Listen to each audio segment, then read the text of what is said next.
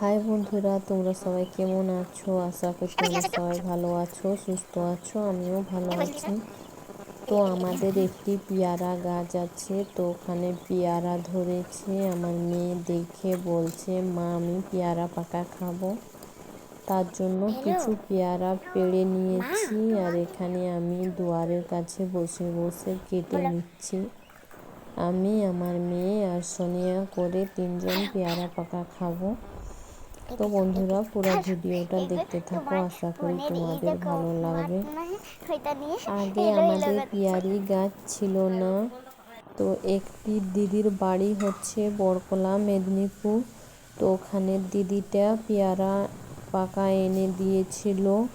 তখন পেয়ারা পাকা খেয়ে করে ওখানে বীজগুলো ফেলে দিয়েছিলাম। তো ওই গাছটাই বড় হয়েছে, তো পেয়ারা হয়েছে এবার। তো খুব মিষ্টি পেয়ারাগুলো।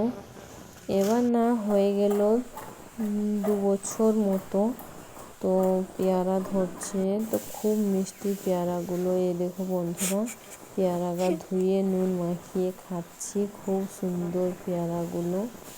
তো আমরা 3টা বাটিয়ে ভাগ করে নিয়েছি। দেখো, ওরাকে কম কম দিয়েছি, ওরা তো অত খেতে পারবে না, তার জন্য আর আমি একটু বেশি নিয়েছি।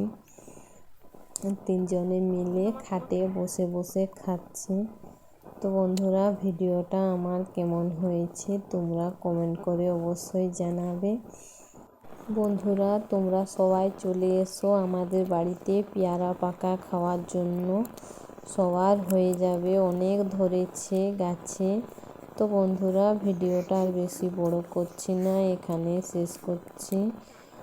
তোমরা সবাই ভালো থেকো, সুস্থ থেকো, নিজেদের খেয়াল রেখো। টাটা।